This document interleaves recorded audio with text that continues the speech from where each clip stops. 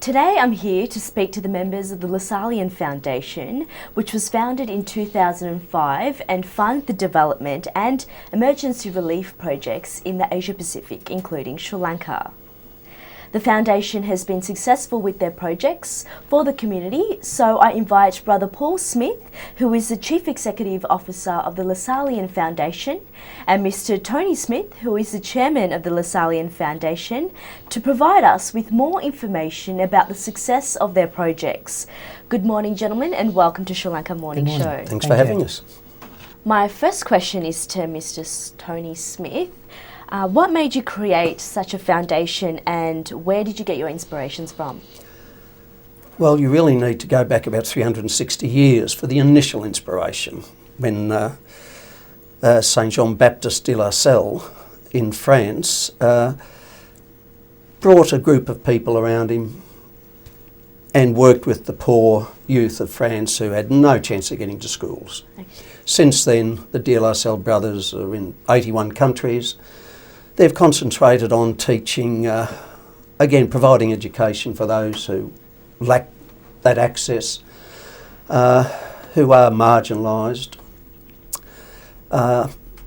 In Melbourne, we've got De La Salle Malvern, St Bede's, Mentone, that are De La Salle schools. But you probably find them working most closely with their initial ethos of working with the poverty-stricken, etc. If you look at the work of BoysTown up in Queensland and Kids Helpline, kids who were pretty desperate.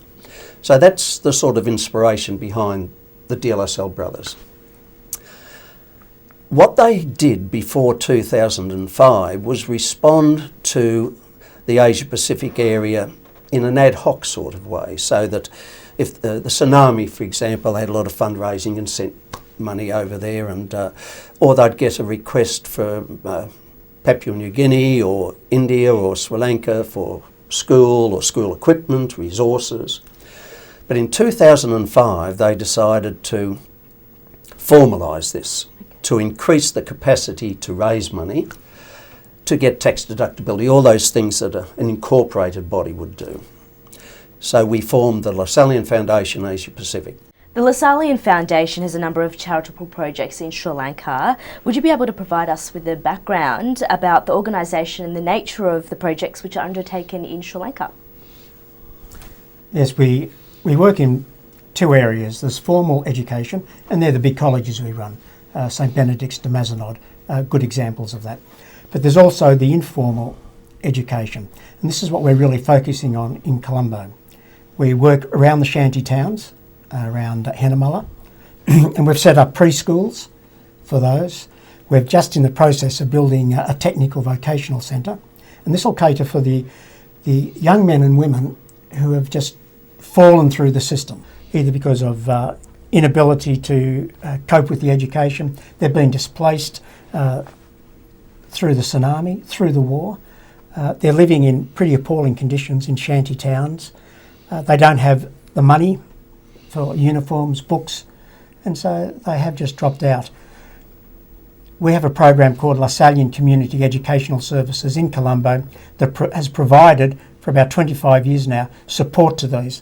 And this is now a more formalised approach. We're building a centre for the adults, for the young girls particularly, and a preschool. And we also involve young boys in technical vocational.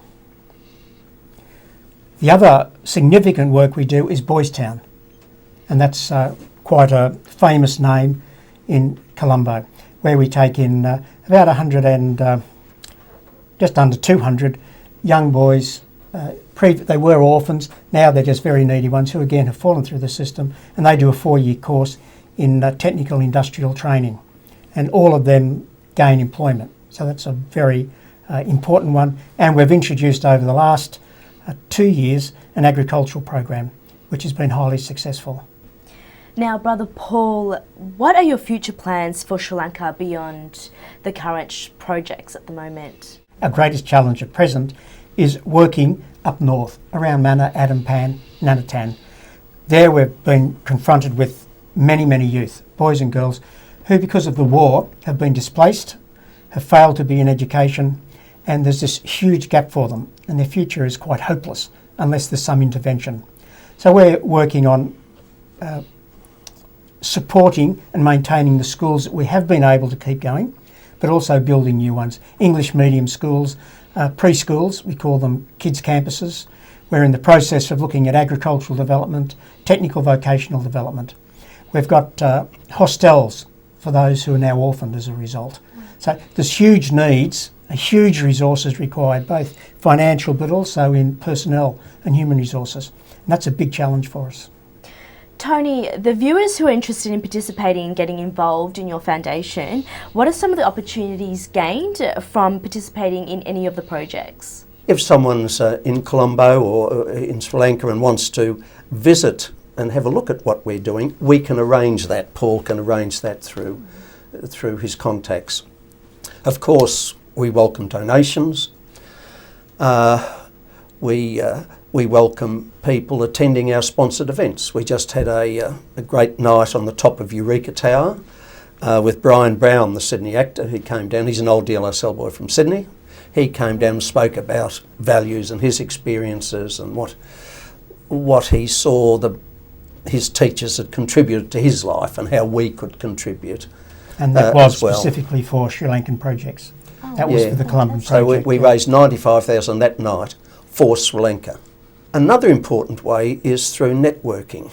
If people have contacts either here in Melbourne or in Colombo or in Sri Lanka, up north, wherever, that could be useful for us, please let us know, because that networking, those contacts are invaluable in our work.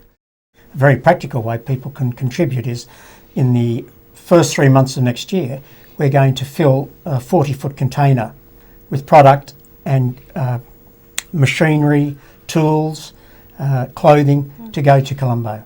And people could contact us through our foundation, and that would be fantastic. Well, thank you for everything that you've done for the Sri Lankan community. Hopefully some of our viewers will be able to help you, and hopefully we'll get some donations as well.